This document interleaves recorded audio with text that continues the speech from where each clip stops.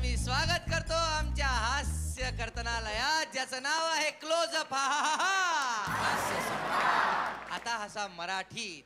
आणि एक सूचना, असा हास्याचा खळखळाट करतात ना हे 5 विनोदवीर, असेच आणखी खळखळाटी हास्य सम्राट तुम्हाला हसवायला येतील.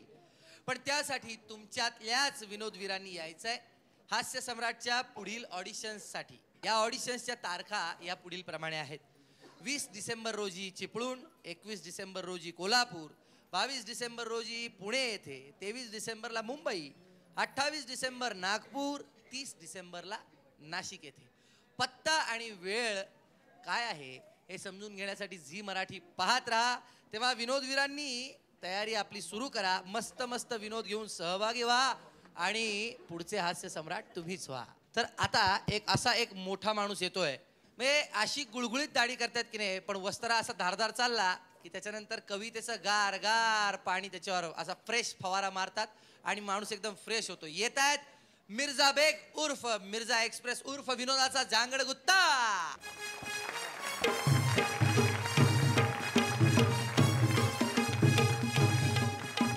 मिर्झा साहेब, तुमच्यासाठी फरमाईश ही अशी आहे की इंग्रजी संस्कृत हे हवंय आम्हाला. आणि त्याच्याबरोबर माझी फरमाईश, रामदास आला तर अतिउत्तम. पाहू, जर भेटला तर होऊन जाऊ दे. आमच्या गावचा एक माणूस अशा एका गावी गेला का तो किस्सा सांगताना त्या गावाचं नाव येऊ नये म्हणून मी त्या गावाचं नाव सांगत नाही. त्या गावी गेला पाहुणा म्हणून आणि एका हेअर कटिंग सलूनमध्ये कटिंग करायला गेला. उन्हाळ्याचे दिवस, पाण्याची टंचाई, हा तिथे गेला. तो हेअर कटिंग सलूनवाला दुसऱ्याची हजामत करत होता. आता यानं गप्प बसावता, नेरचा माणूस गप्प बसत नाही. हा म्हणे आमच्या यवतमाळ जिल्ह्यात पाण्याची टंचाई भरपूर, प्यायला पाणी नाही, आंघोळीसाठी पाणी नाही, कोणत्या कोणत्या गोष्टीसाठी पाणी नाही हे सांगणं मुश्किल आहे म्हणे आम्हाला. तो हेअर कटिंग सलूनवाला म्हणे आमच्या इथं तुमच्यापेक्षाही परिस्थिती भयंकर आहे, गंभीर आहे. हा म्हणे यापेक्षा काय आहे, तुमचा नंबर आला तर कळल म्हणे तुम्हाला. मग आमच्या त्या नेरच्या माणसाचा नंबर आला. यानं त्याला ते कापड गुंडाळलं, गोदरेज साबणाचा डबा घेतला आणि त्याच्यात थुंकला आणि लागला ब्रश फिरवायला. तर आमचा नेरचा माणूस म्हणे भाऊ, अरे मी पाहुणा हो, मला काही सवलत दे ना म्हणे. तू हेअर कटिंग सलूनवाला म्हणे तू पाहुणा आहे म्हणून सवलत आहे म्हणे. आमचे लोकलचे गिराईक येतात, आम्ही पहिली त्याच्या तोंडावर थुकतो म्हणे, मग ब्रश फिरवतो. एक कर्मचारी ऑफिस दिलं सोडून आणि हेअर कटिंग सलूनमध्ये जाऊन बसला केस कापासाठी. योगायोगाने त्याचा बॉस आला.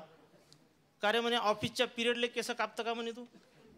तो म्हणे साहेब केस वाढले का म्हणे? ऑफिसच्याच पिरियडमध्ये. अरे पण सारेच काय ऑफिसच्या पिरियडमध्येच वाढले काय म्हणे? मग सारेच काढले काय म्हणे? म्या जेवढे वाढले तेवढे काढले भाऊ म्हणे. असाच एक राष्ट्रीय पार्टीचा माणूस एका हेअर कटिंग सलूनमध्ये गेला. त्या हेअर कटिंग सलूनवाल्याचे केस कापायला सुरुवात केली आणि 2 मिनिटांना म्हणायला लागला म्हणे ते राष्ट्रवादीवाले तर फारच पुढं गेले. हा म्हणे खबरदार, मी राष्ट्रीयवाला माणूस आहो, राष्ट्रवादीचं नाव माझ्यासमोर घ्यायचं नाही. मग त्या हेअर कटिंग सलूनवाल्यानं 3 कैच्या मारल्या आणि पुन्हा म्हटलं म्हणे राष्ट्रवादीवाले तर फारच पुढं गेले. हा म्हणे खबरदार, मी राष्ट्रीयवाला माणूस आहो, राष्ट्रवादीवाल्याचं नाव नाही घ्यायचं. मग तो काय करायचा, कटिंग सलूनवाला दर 2 सेकंदानं 3 सेकंदानं राष्ट्रवादीचं नाव घ्यायचा आणि हा त्याच्यावर रागवायचा का खबरदार. मग याची कटिंग झाली. यानं आपले पैसे त्याला दिले. कार्य म्हणे तुला तर माहीत आहे का मी राष्ट्रीयचा माणूस आहो, तू राष्ट्रवादीचं नाव का घेत होता? काय म्हणे साहेब तुम्ही राष्ट्रवादीवाल्याची एवढी धसका घेतला आहे म्हणे की त्याचं नाव घेतलं का तुमचे केस ताठ उभे होते म्हणे आणि मग आम्हाला कापाले सोयीचे जाते म्हणे भाऊसाहेब. तर आपल्यावर पहिले इंग्रजांचं राज्य होतं, त्याच्या आधी मोगलाईनं राज्य केलं. आणि इतिहासात तर तुम्हाला सांगतो, ज्याच्या लक्षात आलं का आपल्याला राज्य करायचं आहे का तो चालला भारताकडं. मग कोणा राज्य नसन केलं. मग प्रत्येकानं आपली कोणती ना कोणती एक गोष्ट ठेवली. इंग्रजाने इंग्रजी ठेवली, क्रिकेट ठेवलं. आता इंग्रजीचं कसं, ज्याची इंग्रजी चांगली तो सुपेरियर, ज्याची वाईट तो इन्फेरियर. ज्याची इंग्रजी चांगली तो अँटेरियर, ज्याची वाईट तो पोस्टेरियर. मग लोक इंग्रजी दुरुस्त करायसाठी इंग्रजी बोलून राहिले, इंग्रजी लिहून राहिले, इंग्रजी वाचून राहिले, इंग्रजीच पिऊन राहिले आणि इंग्रजीच पाहून राहिले. आणि मग लोकांची इंग्रजी दुरुस्त झाली का मग त्याचे प्रयोग पहा. एक शिक्षक शाळेत शिकून राहिला, इलेक्ट्रिसिटी म्हणजे विद्युत. एका मुलाला उभं केलं, सांग म्हणे इलेक्ट्रिसिटी म्हणजे विद्युत. पोरगं झालं उभं, म्हणे इलेक्ट्रिसिटी म्हणजे विद्युत.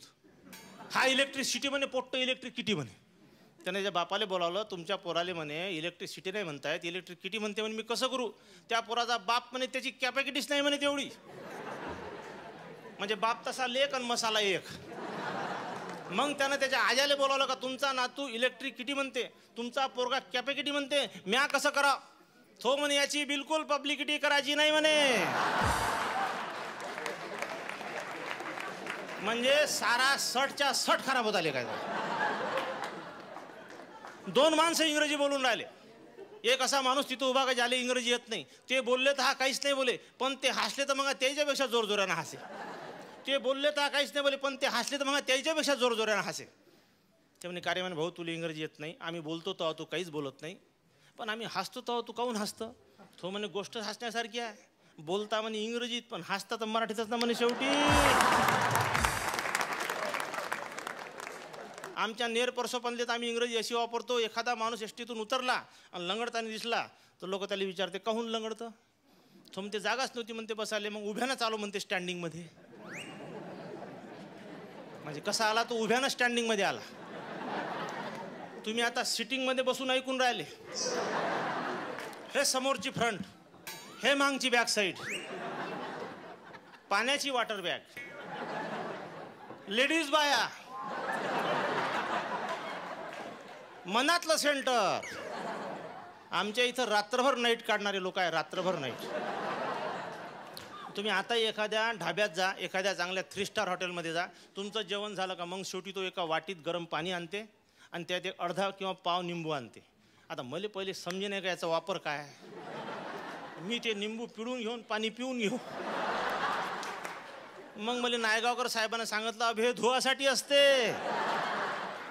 मग जसंच त्यानं दुसऱ्यांदा ते आणलं तर मी ते वाटी घेऊन बाथरूम मध्ये गेलो.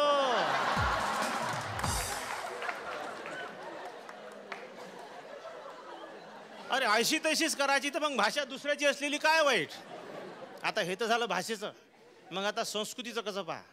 संस्कृती बिघडली असं माझं म्हणणं नाही. संस्कृतीत थोडासा बदल पडला. पहिले संस्कृती सॉलिड होती, आता संस्कृती लिक्विड झाली. पहिले संस्कृतीपर्यंत जा लागे, आता संस्कृती चालत हास्य सम्राटच्या रूपानं तुमच्या घरापर्यंत येते. पहिले कसं होतं माहीत आहे? पहिले लोक घरी खायचे आणि बाहेर जायचे. आता लोक बाहेर खाते आणि घरात जमवते.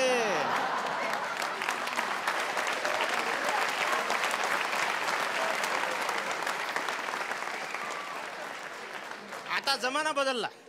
कारण सास भी कभी बहू थी आणि कणिक भी कभी गहू थी, असा नियम झाला. तुम्हाला सांगतो आजकालची पिढी, अरे पिढी इतकी हुशार आहे का या पिढीले पिढी म्हणावं का पिढं म्हणावं हे समजून नाही राहिलं. तुम्हाला सांगतो रामदास नावाचा महादोस्त एक दिवस माझ्या घरी आला हाफ पॅन्ट घालून. मला रामदास अर्धा पॅन्ट विकला का बे? ते का पाईपलाईन होय का म्हणे अर्धी अर्धी खपन. मला मग हाफ पॅन्ट कहून? शनिवार आहे म्हणे, हाफ डे आहे म्हणे आज. तर मी काहीच नाही बोललो. महा सेमी इंग्लिश मधलं पोट्ट म्हणे काका उद्या आमच्या घरी नाही यायचं, उद्या रविवार आहे म्हणे बा.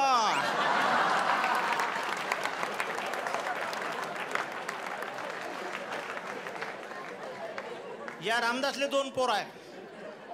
त्या पोरासोबत खेळासाठी त्यानं कुत्र्याचं पिलू पोसलं आणि त्याचं नाव ठेवलं पॅडी. ते पोरं त्या पॅडीसोबत खेळे. एक दिवस पोरं गेले शाळेत, हा पॅडी गेला रोडवर, याच्या उरावरून गेला ट्रक, याचा झाला जांगळ बुत्ता. म्हणजे हा मेला. मग आता रामदासच्या बायकोनं काय केलं, पोरायले शाळेतून येऊ दिलं, टी व्ही लावला, 15 मिनटं पोरायले टी व्ही पाहू दिला आणि मग सांगितलं का म्हणे बाळांनो तुमचा पॅडी मेला. पोट्टे म्हणे मरू द्या म्हणे, काही कामाचा नव्हता, दुसरा घेऊन येऊ. पोरं टी व्ही पाहत राहिले. ती गेली स्वयंपाकघरात आई त्याची. 15 मिनिटांनी पोरांनी टी व्ही बंद केला, स्वयंपाकघरात गेले. म्हणे आई आमचा पॅडी कुठं आहे? ते तर मेला म्हणे. तर पोट्टे जोर जोरानं बोंबलायला लागले. काय म्हणे तुम्ही मगाशी नाही रडले? पोरं म्हणे मगाशी आम्ही पॅडी नाही डॅडी ऐकलं होतं म्हणे. तर एक शेवटचं काम असं उरलं, भीक मागायची राहिली. तर माझा कोड आहे HS01. त्याच्यावर तुम्ही SMS करा. 57575 नंबर माहीत आहे. आणि एवढ्या रसिक जनतेले आणि एवढ्या समजदार लोकाले आणखी नंबर सांगणं माझ्या बजेटात नाही. फक्त 4 ओळी सांगतो का तुमच्या मोबाईलमध्ये जेवढे पैसे असतील शेष, त्याने भरून काढा विदर्भाचा अनुशेष.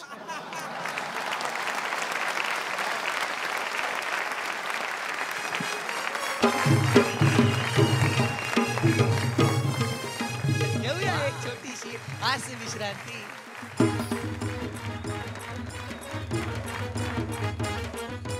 प्रत्येक